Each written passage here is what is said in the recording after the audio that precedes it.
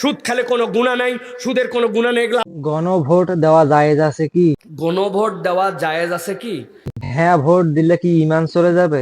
হ্যাঁ ভোট দিলে কি ঈমান চলে যাবে? সম্মানিত ভিউয়ার্স, আসসালামু আলাইকুম। আজকে আমরা জানবো হ্যাঁ ভোট দিলে কি ঈমান চলে যাবে। যেমন এক ব্যক্তি এসে আপনাকে বলল, ভাই আমার এই মার্কায় ভোটটা দিও, আপনি বললেন হ্যাঁ দিয়ে দিব। আর এক ভাই এসে আপনাকে বলল, ভাই আমাকে ভোটটা দিয়ে দিও, আপনি বললেন হ্যাঁ আপনাকেও দিয়ে দিব। তাহলে কি আপনার ঈমান চলে যাবে? আপনি তো 3-4 জন বললেন আর ভোটটা দিবেন একজন, তাহলে আপনার ঈমান চলে যাবে না কি হবে? এই বিষয় নিয়ে চূড়ান্ত আলোচনা করা হবে আজকের ভিডিওতে। আজকের ভিডিওটি মনোযোগ সহকারে দেখলে আপনার এই বিষয় নিয়ে কোনো প্রশ্ন মনের মধ্যে থাকবে না। তো চলুন বেশি কথা না বাড়িয়ে আমরা ভিডিওতে চলে যাই।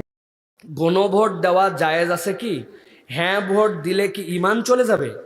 প্রিয় ভাইয়েরা, এটা আমাদের রাজনৈতিক একটা বিশাল বড় পরিমণ্ডনের প্রশ্ন। ঈমানের ক্ষেত্রে হ্যাঁ অথবা না বললে যে আমাদের ঈমান চলে যাবে অথবা থেকে যাবে, বিষয়টা এরকম নয়।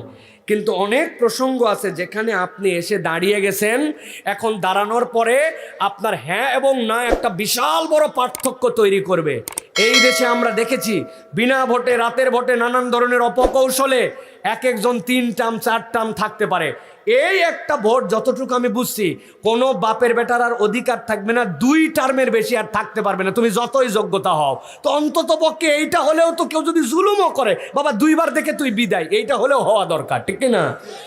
তা আমি তো বুঝছি যে এইটা হলে আমাদের জন্য হতে পারে। আর এইটার সাথে সব কিছুর সাথে ঈমান থাকা, ঈমান চলে যাওয়া, এটা রিলেট করা যাবে না। কারণ এর মধ্যে অনেকগুলা টার্ম এবং কন্ডিশন আছে। আমরা আমাদের দেশীয় পরিপ্রেক্ষিতে অনেক জিনিসপত্র আমরা মেনে নিয়ে চলি, যেটার সাথে আমাদের, যদি আপনি বিশ্বাস করে ওর সাথে জড়িত হন যে ওইটাই ঠিক, ওটাই করতে হবে, তাহলে আপনার ঈমান থাকবেন। এখানে সরকারি কর্মকর্তা আছেন ভাই? আছেন। কোন ব্যাংকের থেকে বেতন নেন? শাহজালাল ইসলামী ব্যাংক না? সোনালী ব্যাংক না? সোনালী ব্যাংক কি মুনাফা ভিত্তিক ব্যাংক না সুদ ভিত্তিক ব্যাংক?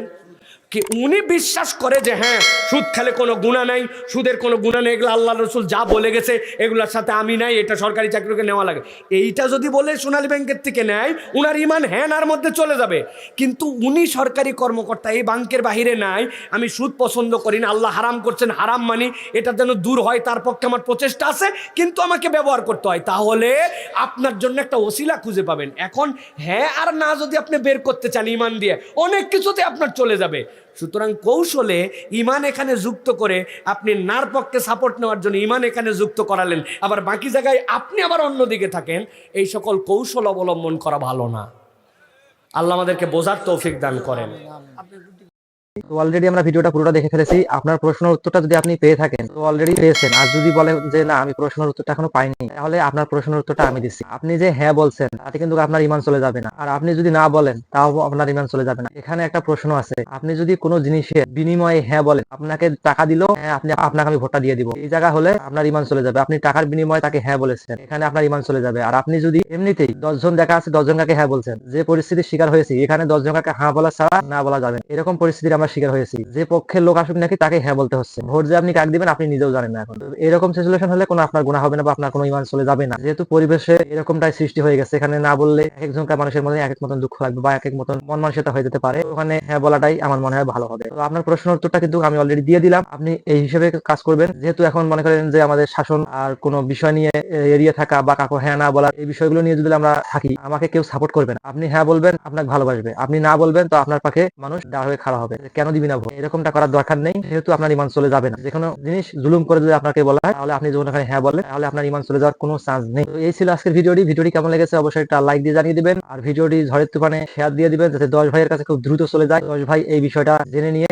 10 ভাইকে জীবনটাকে উপকৃত করে নেয়। তো ভালো থাকবেন, সুস্থ থাকবেন, দেখা হবে বরাবরের মতো পরবর্তী ভিডিওতে। আপনাদের শরীরের সুস্বাস্থ্য কামনা করে বিদায় নিচ্ছি আমি মোহাম্মদ জাকির ইসলাম। ধন্যবাদ।